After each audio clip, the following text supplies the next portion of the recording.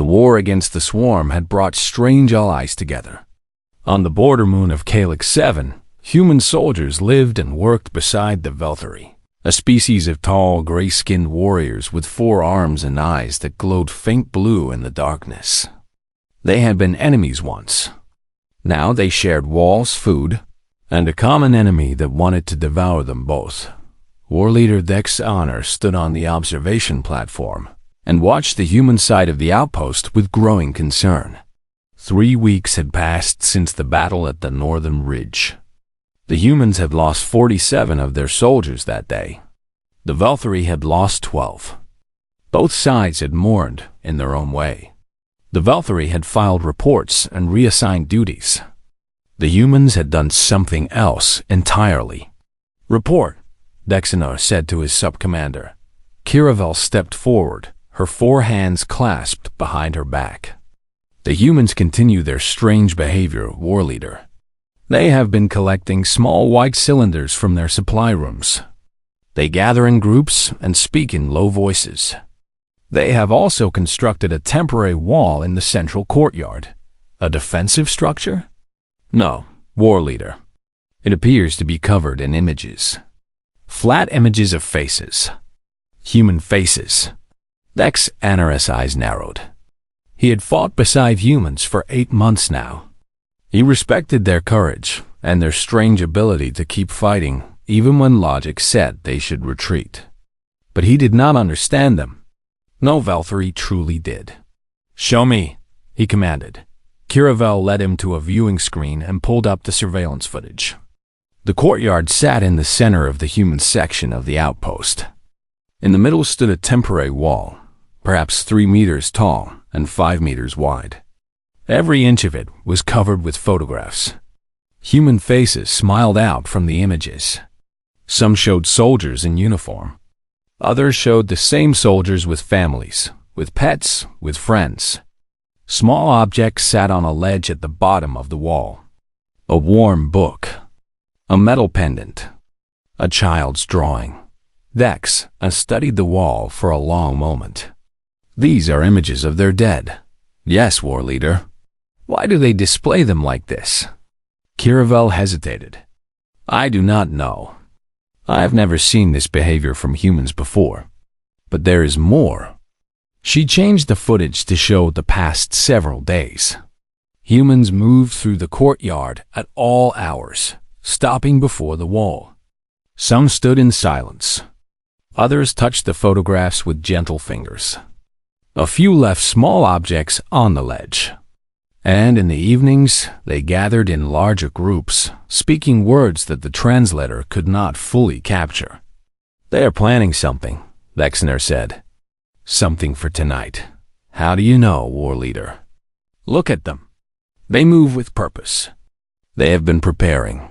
He turned away from the screen. "I want soldiers positioned around the courtyard, hidden. I want to know what they are doing." "Do you believe they are a threat, war leader?" Vexner considered the question. The humans had given no sign of betrayal. They fought well and honored their agreements. But they were still alien in ways that made his scales itch. They laughed too loudly. They touched each other too freely. They formed attachments that seemed to weaken rather than strengthen them. "I believe they are unpredictable," he said finally. "And unpredictable allies are dangerous allies. Watch them." As darkness fell over Calyx 7, Dextainer positioned himself on an elevated walkway overlooking the human courtyard. Kiravel stood beside him, along with young Drenax, a soldier who had never fought beside humans before this posting. Below them, hidden in shadows, a dozen Velthari soldiers waited and watched. The humans began to gather just as the last. Light faded from the sky. They came alone and in pairs, moving quietly through the corridors of the outpost. Each one carried a small white cylinder. Dex Anna recognized them now from the supply manifests. Candles, the humans called them. Primitive light sources made from wax and string. The humans had requested them specifically 2 days ago, claiming they were for personal use. Commander Jake Morrison appeared first. He was a tall man with graying hair and calm eyes. Dexter had fought beside him twice and found him to be steady and competent. Morrison walked to the memorial wall and stood before it with his head bowed. He held his candle in both hands like something precious. Behind him came more humans. Dozens of them. Then over 100. They filled the courtyard in complete silence, standing shoulder to shoulder, each one holding an unlit candle. "What are they doing?" Drenax whispered. His voice trembled slightly. "I do not know," Kiravel admitted. Vexanar watched the young sergeant push through the crowd toward the memorial wall. He had seen this human before. His name was Danny Cole, and he had been close to one of the soldiers who died at the northern ridge. Cole's hands shook as he reached out and touched one of the photographs. A voice cut through the silence. Vexanar turned and found Lieutenant Amy Chun standing at the edge of the courtyard, looking directly at the Valkyrie position. She could not possibly see them in the darkness, and yet she seemed to know exactly where they were. "You can watch," she said. Her voice carried clearly in the still air. "You should watch." Then she turned and walked into the crowd, taking her place among her people. Vexanar felt a strange chill run through his body. The humans had known they were being observed. They had known, and they did not care. Whatever they were about to do, they wanted the Valkyrie to see it. "War leader," Drenax said, "should we withdraw?" "No, we stay. We watch." Vexanar leaned forward, his four hands gripping the railing. "Whatever happens next, I need to understand it." Below, Commander Morrison raised his head and looked out over the assembled humans. The night had grown fully dark now. The only light came from the distant stars and the faint glow of emergency markers. Along the courtyard walls, Morrison opened his mouth and spoke a single word. Name, Christopher Dale. Somewhere in the crowd, a flame sparked to life. A single candle began to burn, its small light pushing back the darkness.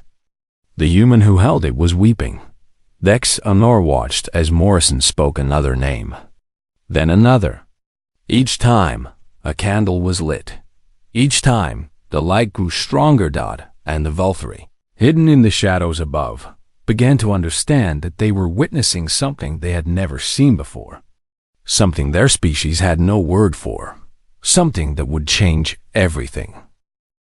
Commander Jig Morrison spoke each name slowly and clearly. He did not rush. He did not stumble. Each name was given the same weight, the same respect, as if the person attached to it was standing right there in the courtyard. Marcus Webb. A candle lit near the back of the crowd.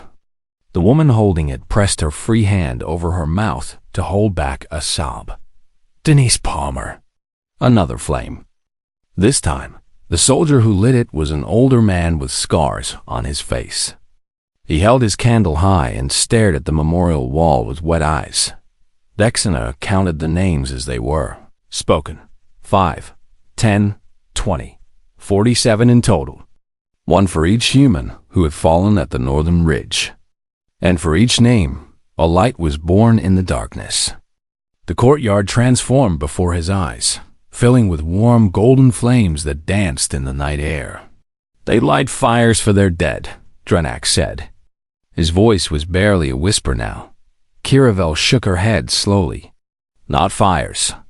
Something smaller. Something personal." Vexanar understood what she meant. These were not the great burning pyres of warrior cultures. These were tiny lights, easily blown out by a single breath of wind. Fragile, vulnerable, just like the humans who held them. And yet, together, they pushed back the night. When the last name was spoken, Commander Morrison lit his own candle. The courtyard now glowed with nearly 200 small flames. Every human on the base was present, Vexanar realized. Every single one. The kitchens were empty. The medical bay was unstaffed. The communication center had been abandoned. They have left themselves completely undefended, Dexena said. If the swarm attacked now, they would be slaughtered. Kiravel nodded. And yet they do not seem concerned. It was true. The humans stood calm and still, their faces lit by candlelight. Many of them were crying openly. Tears ran down their cheeks and dropped onto their uniforms, but they made no move to wipe them away. They did not hide their grief. They wore like Armor Sergeant Danny Cole moved forward through the crowd until he stood before the memorial wall. The photograph he had touched earlier showed a young man with a wide smile and messy brown hair. Christopher Dale, Dexener, remembered. The first name Morrison had spoken. Cole reached into his pocket and pulled out a small object. It was a coin of some kind, worn smooth with age. He placed it gently on the ledge below his friend's photograph and stepped back. I told you I would bring it back, Cole said. His voice broke on the last word. I told you. A woman beside him put her hand on his shoulder. She did not speak. She did not need to. Dexener felt something strange twisting in his chest. He did not have a word for it. Valkyrie did not mourn their dead. When a soldier fell, their designation was retired and their equipment was reassigned. There were no photographs, no personal items kept, no names spoken after death. The dead were gone. The living moved forward. That was the way of things, but the humans did not move forward.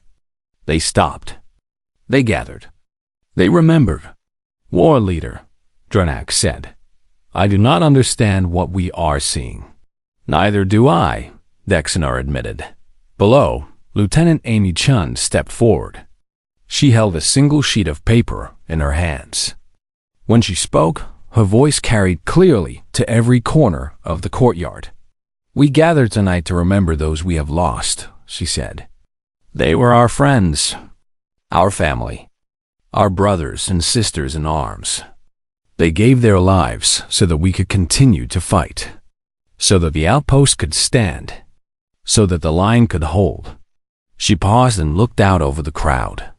The Valkyrie believe that death is an ending, that when a soldier falls, they simply stop existing. But we know better.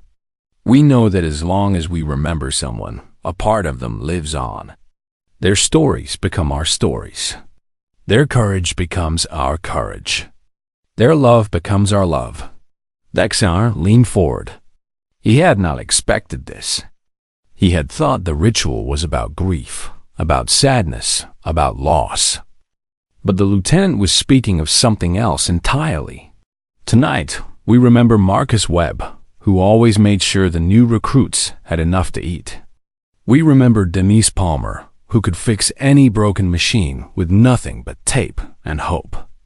We remember Christopher Dale, who told the worst jokes in the entire galaxy and never stopped smiling, even in the darkest times. She continued speaking, offering small stories about each of the fallen. Some made the crowd laugh through their tears. Others brought fresh waves of grief. But through it all, the candles kept burning, and the humans kept standing together. When Chun finished, she folded the paper and placed it at the base of the memorial wall. They are not gone, she said. They are with us. They will always be with us. The crowd responded as one, 100 voices speaking together. They will always be with us. Drenax made a sound that Dexener had never heard from a Valkyrie before. It was small and broken, almost like a human whimper. War leader, he said, I think they are performing a death summoning. I think they are calling their fallen back from whatever place the dead go. Kiravel shook her head. No, that is not what this is. Then what is it? Before she could answer, a single human stepped forward from the crowd.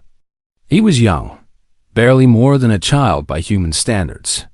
He wore a simple uniform, and in his hands, he held not a candle but a brass instrument. Private Ben Torres raised the instrument to his lips, and the Valkyrie, watching from the shadows above, went completely still, because the sound that emerged was unlike anything they had ever heard. It was low and mournful, a melody that seemed to carry all the sorrow of the universe within its notes. It rose and fell like waves on a distant shore, beautiful and terrible all at once. Dexanar felt his heart stop beating for just a moment. His species had no music. They had never developed the concept. Sound was for communication, for warning, for celebration. But this was something else entirely. This was grief given form. This was love transformed into vibration. This was humanity's soul, laid bare before the stars. And in that moment, Dexanar understood for the first time why the universe should fear these strange, fragile, weeping creatures, not because of their weapons, because of their hearts. The melody from the brass instrument hung in the cold night air. Each note seemed to last forever before fading into the darkness, only to be replaced by another. Private Ben Torres played with his eyes closed, his young face tight with concentration and grief. War leader Dexanar could not move. His body had locked in place, every muscle frozen. Beside him, Kiravel and Drenax stood equally still, their glowing eyes wide with something that looked very much like fear. The sound was doing something to them, something they could not explain or resist. Dexanar's translator hummed softly in his ear, struggling to process what it was detecting. Finally, it offered a phrase that made no sense at all. Organized grief frequency. The war leader did not understand. How could grief have a frequency? How could sorrow be organized into patterns of sound? And yet, that was exactly what he was witnessing. The humans had taken their pain and shaped it into something beautiful. Something that reached across the gap between species and touched a part of him he had not known existed. The melody reached its highest point, a single note that seemed to pierce the sky itself. Then it began to descend, growing softer and slower, like a heartbeat fading at the end of life. And then silence stopped complete. Absolute silence. Every human in the courtyard bowed their head at the same moment. Their candles continued to burn, but not a single body moved. Not a single voice spoke. The only sound was the faint whisper of wind through the outpost corridors. Dexanar waited for something to happen. A command. A movement. Anything. Nothing came. The silence stretched on. 10 seconds. 20. 30. Drenax finally found his voice. What are they doing? Quiet, Dexanar hissed. But Drenax could not be quiet. His scales had begun to rattle, a sign of deep distress in the Vulturi species. War leader, look at them. They are not moving. None of them are moving. It is as if they have all died at once. Kiravel placed one of her hands on the young soldier's arm. They have not died. They are remembering. How can you know that? Because I am watching them breathe. It was true. The humans still lived. Their chests rose and fell in slow, steady rhythm. But everything else about them had stopped. They stood like statues, heads bowed, flames burning, completely unified in their stillness. Dexanar realized with a start that the humans were breathing together. Not just standing together, but actually sharing the same rhythm of breath. Nearly 200 individuals had somehow become one organism. This was what terrified him most of all. The Vulturi valued individuality in battle. Each soldier fought as a separate unit, making independent decisions, acting on personal judgment. It was considered weakness to rely too heavily on others. Strength came from within, not from the group. But the humans had done the opposite. They had merged. In this moment of grief, they had given up their individual selves and become something larger, something collective, something that moved and breathed and mourned as a single being. They are more dangerous than we calculated, Dexanar whispered. Kiravel turned to look at him. Dangerous? They are weeping, war leader. They are vulnerable. No, they are unified. Look at them. Right now, every human on this base shares the same thought, the same feeling, the same purpose. If they can do this for grief, they can do it for war. They can become one weapon, one mind, one unstoppable force. The silence continued for a full minute before Commander Morrison finally raised his head. "We remember," he said, and his voice rolled across the courtyard like thunder. The crowd responded together. "We remember. We carry them with us. We carry them with us. They are never gone. They are never gone." The words echoed off the walls of the outpost and faded into the night. Then, slowly, the humans began to move again. They turned to each other. They embraced. They spoke in low voices, sharing memories and tears and small moments of laughter. Dexter watched a massive soldier wrap his arms around a tiny woman who barely reached his chest. He watched two men press their foreheads together and weep without shame. He watched an older woman gather 3 young soldiers around her like children, holding them close while they shook with grief. "They touch each other so freely," Drenak said. He sounded disgusted but also curious. Kiravel nodded slowly. "They do. They share their pain as openly as they share their joy. Nothing is hidden. Nothing is buried. Is that not weakness?" "I am beginning to think," Kiravel said quietly, "that it might be strength." Daxonar said nothing. He was watching Sergeant Danny Cole, who had returned to the memorial wall and was speaking quietly to the photograph of his fallen friend. The sergeant's lips moved, but Daxonar could not hear the words. He did not need to. The meaning was clear in the soldier's face. Cole was not saying goodbye. He was making a promise. After a long moment, the sergeant stepped back and walked toward a group of his fellow soldiers. They welcomed him with open arms, pulling him into their circle, sharing his burden. He was not alone. None of them were alone. "War leader," Kiravel said, "I would like to go down there." Vexena turned to stare at her. "What?" "I wish to speak with them, to understand better what we have witnessed." "That is not advisable. We are observers, not participants." "With respect, war leader, I believe we must become participants if we are to truly understand our allies." Kiravel met his eyes without flinching. "The humans knew we were watching. They invited us to see this. Perhaps they also wish us to understand." Daxonar considered her words. Below, the humans continued to comfort each other, their candles still burning despite the tears that fell on them. The memorial wall stood as a testament to those who had died, but also to those who remained.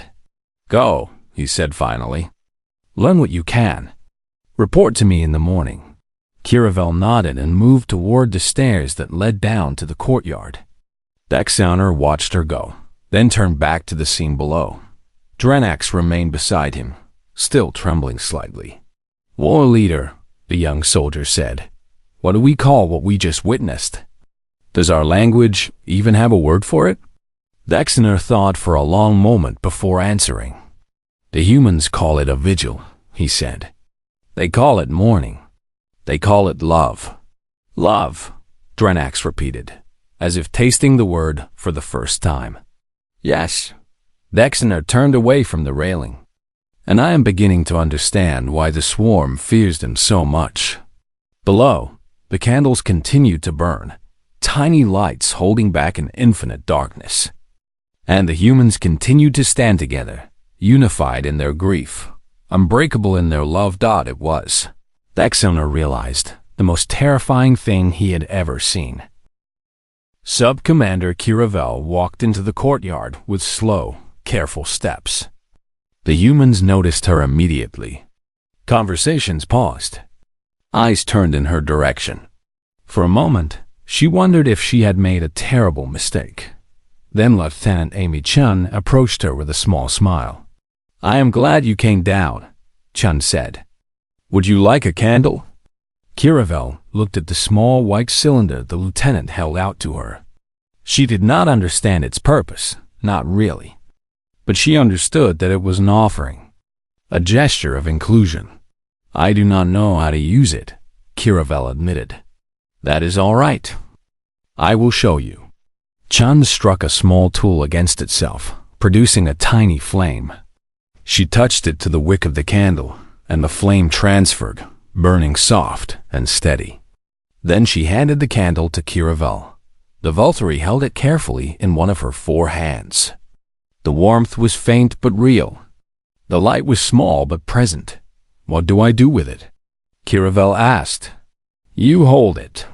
You remember. You let the light stand for someone who is no longer here. Chun's smile faded slightly. Do you have anyone like that, Sub-Commander? Someone you have lost? Kiravel thought of her clutch sister, who had died in the first wave of the swarm invasion. She had not spoken of her in years. Valkyrie did not speak of the dead. Yes, she said quietly. I do. Chun nodded and stepped back, leaving Kiravel alone with her candle and her memories. Across the courtyard, War Leader Dex Anner made his own entrance. He had not planned to come down, but something had pulled at him. A need to understand that could not be satisfied from a distance. Commander Morrison met him near the memorial wall. War Leader, Morrison said, I wondered if you would join us. Dexter looked at the photographs covering the wall. So many faces. So many lives ended. I came for answers, he said. Not participation. Fair enough. Ask your questions. Dexter gathered his thoughts. He had 1,000 questions, but only one truly mattered. Why do you do this? He asked. Your soldiers are dead. They cannot hear your words. They cannot see your candles. They cannot feel your grief. What purpose does this ritual serve? Morrison was quiet for a long moment. He turned to face the memorial wall, his candle flame dancing in the slight breeze. You are right, he said. The dead cannot hear us. They are gone, truly gone, in any physical sense. But that is not the point. Then what is the point? The point is that we refuse to let them be forgotten. Morrison reached out and touched one of the photographs. This was Kelly Vance. She was 23 years old. She loved to paint. She'd had a sister back on Earth who she sent letters to every week. She died pulling wounded soldiers out of a collapsed trench while the swarm closed in around her. Dexter listened but did not understand. Morrison continued. If no one remembers Kelly, then she becomes just a number, a casualty, a statistic. But if we tell her story, if we speak her name, if we keep her memory alive, then she becomes immortal. Not physically, but in the hearts and minds of everyone who knew her. That is not true immortality, Dexter said. No, but it is the only kind we have. Morrison turned to face him. War Leader, let me ask you something. When a Valkyrie soldier dies, what happens to their memory? Dexter considered the question. Their designation is retired. Their equipment is redistributed. Their service record is archived. And who speaks their name? The question hit Dexter like a physical blow. He opened his mouth to answer, then closed it again. The truth was simple and terrible that no one spoke their names. The dead were filed away and forgotten. Their lives, their personalities, their individual stories, all of it vanished the moment their hearts stopped beating. I see you understand, Morrison said gently. This is the difference between us, War Leader. We carry our dead with us. We let them weigh on our hearts. Some would call that a weakness. Maybe they are right. But it is also what gives us the strength to keep fighting. We fight for the living, yes. But we also fight for the dead. We fight to honor their sacrifice. We fight because we promised we would never forget them. Dexter stood in silence, processing the commander's words. Nearby, Kiravel had found Sergeant Danny Cole standing alone near the edge of the courtyard. She approached him carefully, still holding her candle. I watched you place the coin on the wall, she said. For the one called Christopher Dale. He was your friend? Cole looked at her with red-rimmed eyes. He was my best friend. We grew up together, joined the service together. We're supposed to go home together. I'm sorry for your loss." The words felt strange in Kiravel's mouth. Valtteri did not say such things, but they seemed right somehow. Cole almost smiled. "Thank you. That means something, coming from you. Will you tell me about him?" The question surprised both of them. Cole stared at her for a long moment, then nodded slowly. "Chris was the funniest guy I ever knew. He told terrible jokes, the kind that made you groan even while you were laughing. He shared his food with everyone, even when rations were short. He was scared of heights but never let it stop him from doing what needed to be done." Kiravel listened intently. She was learning more about this dead human than she had ever known about any of her own fallen comrades. "He sounds like a good person," she said. "He was the best." Cole's voice cracked. "And I am going to spend the rest of my life making sure nobody forgets him." Kiravel felt something shift inside her chest, a sensation she could not name. For the first time in her life, she found herself thinking about her clutch sister. Really thinking about her. Remembering her laugh, her stubbornness, the way she always pushed Kiravel to be better. "I had someone too," Kiravel said. "My clutch sister. She died 3 years ago." Cole looked at her with new understanding. What was her name? The question was simple, but it stopped Kiravel cold. Valtteri did not speak the names of the dead. It was considered pointless, even disrespectful. And yet, "Veronix," Kiravel said softly. "Her name was Veronix, and I have not spoken it since the day she died." Cole reached out and placed his hand on her arm. The touch was strange and warm and somehow comforting. "Then speak it now," he said. "Speak it as many times as you need to. That is how we keep them alive."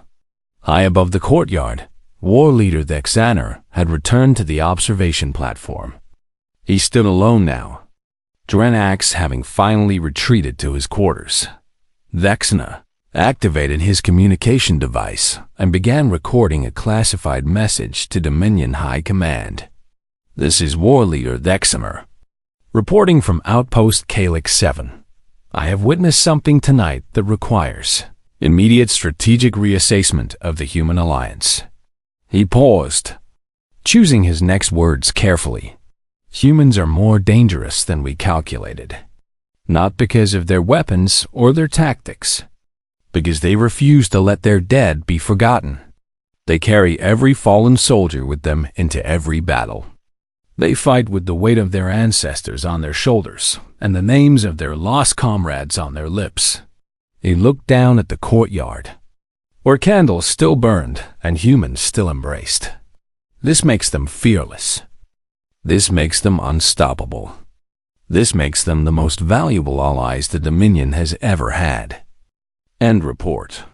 He closed the channel and stood in silence, watching the humans mourn their dead and celebrate their memory. For the first time in his long military career, War Leader Thexaner wished he had a candle to hold. 3 months had passed since the night of the vigil. The war against the swarm continued, brutal and unforgiving. But something had changed at Outpost Calyx 7. The humans and Valtteri no longer simply coexisted. They fought together. They ate together. They learned each other's stories. Commander Kiravel had become a regular visitor to the human section of the base. She had learned to drink their bitter black beverage called coffee. She had learned to laugh at their strange jokes, even when she did not fully understand them. And she had learned to say her clutch sister's name whenever the memory grew too heavy to carry alone. Sergeant Danny Cole had become her guide to humanity. He taught her about music, playing recordings of human songs that made her scales tingle with unfamiliar emotion. He taught her about photographs, showing her images of his family back on Earth. He taught her about hope, that strange human belief that tomorrow could always be better than today. But the war did not pause for lessons. The swarm attacked on a cold morning. pouring through a breach in the outer defenses like a wave of clicking, screaming death. The battle lasted 6 hours. When it was over, the ground was covered with the bodies of enemies and allies alike. Kiravel lay in the medical bay, her left side torn open by swarm claws. The human doctors had saved her life, working through the night to repair damage that Velthari medics would have considered fatal. She was still recovering when Commander Morrison appeared at her bedside. "Sub-Commander," he said, "we are holding a vigil tonight for all who fell in the battle." Kiravel tried to sit up. "How many?" 17 humans. 8 Velthari. The number hit her hard. 8 of her own people dead. Their designations would be retired. Their equipment would be reassigned. Their names would never be spoken again, unless— "Commander," Kiravel said, "will you include our dead in your ritual?" Morrison smiled sadly. "That is why I came. We would like to honor your fallen alongside our own. But I wanted to ask permission first. This is a human tradition. I do not wish to force it upon your people." "You are not forcing anything." Kiravel reached out and gripped his arm with one of her weakened hands. "You are offering a gift, and I accept it on behalf of every Velthari who fell." That evening, the courtyard filled with candles once more. War leader Vexaner stood at the edge of the crowd, watching as humans and Velthari gathered together. He had not planned to attend. It was not his way, but something had pulled him here, just as it had 3 months before. Kiravel had insisted on leaving the medical bay for the vigil. She stood near the front, supported by Sergeant Cole on one side and a young Velthari soldier on the other. In her hands, she held a candle that flickered in the evening breeze. Commander Morrison stepped forward and began to speak.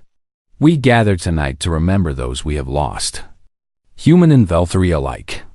They fought together. They died together. And tonight, they will be remembered together." He began with the human names, as he had before. Each name was spoken clearly. Each name brought a candle to life.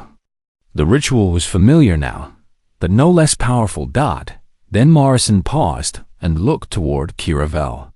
"Sub-Commander," he said, "will you speak for your fallen?" Kiravel stepped forward on unsteady legs. The courtyard went silent. Every human, every Velthari, watched as she raised her head and opened her mouth. "Drakkar," she said. Her voice shook, but it carried. Somewhere in the crowd, a Velthari soldier lit a candle. Vexaner recognized him as Drenax, the young soldier who had watched the first vigil with such fear. Now he stood with tears in his glowing eyes, holding his light high. Vex Haren. Another candle. Another Velthari, one of the older warriors, stepped forward from the shadows to claim his flame. Kiravel continued, speaking each name with growing strength. When she reached the final name, her voice rang out across the courtyard like a battle cry. "Kelveth." The last candle was lit. 8 new flames joined the 17 already burning. Human and Velthari light mingled together, pushing back the darkness as one. Private Ben Torres raised his bugle to his lips and began to play. This time, Vex Anar did not freeze. He closed his eyes and let the melody wash over him. He let himself feel the grief, the loss, the love that poured from every note. It was strange and beautiful and terrifying all at once. When the music ended, the moment of silence began. Vexaner bowed his head alongside everyone else.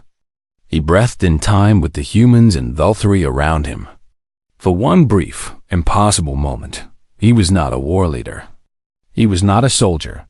He was simply a being who had lost comrades and wished to honor their memory. The silence ended. The crowd began to move, humans and Velthari embracing each other without hesitation. Vexaner watched as Cole pulled Kiravel into a gentle hug, careful of her wounds. He watched as Drenax accepted a hand on his shoulder from a human soldier he had never spoken to before. War leader, Dexter turned to find Commander Morrison standing beside him, holding a single unlit candle. "I noticed you did not take one," Morrison said. "I thought you might want it." Dexter looked at the candle. Such a small thing. Such a simple object. And yet it held the power to change everything. "I do not know if I am ready," he admitted. "None of us ever are." Morrison pressed the candle into his hands. "But we do it anyway. That is what it means to remember. That is what it means to love." Dexter held the candle carefully. After a long moment, he walked to the memorial wall. The human photographs were still there, but now they were joined by something new. Valkyrie images had been added. 8 faces with glowing eyes, captured in moments of life, preserved forever. He looked at them for a long time. Then he reached into his belt and pulled out a small metal token. It bore the symbol of the Dominion military, given to every soldier upon their first command. His own token was ancient, worn smooth by decades of service. He placed it on the ledge beneath the Valkyrie photographs. "I will remember you," he said quietly. "I will speak your names. You are not gone." Behind him, the candles continued to burn. Human and Valkyrie lights stood together against the darkness, refusing to fade, refusing to be forgotten. Dexter finally understood. The humans had been right all along. Their ritual was not about death. It was about defiance. It was about refusing to let the universe erase the people they loved. It was about carrying their fallen forward into every battle and every tomorrow. And now, the Valkyrie would do the same. He turned away from the memorial wall and walked into the crowd, ready to join his allies in their grief and their strength. Ready to learn how to mourn, ready to learn how to love, ready to become something more than he had ever been before. Above the courtyard, the stars burned cold and distant, but the candles burned warm and close. And in that moment, they were stronger than any star in the universe, because they were held by beings who refused to forget, because they were held by humans. And now, by Valkyrie, together. Forever.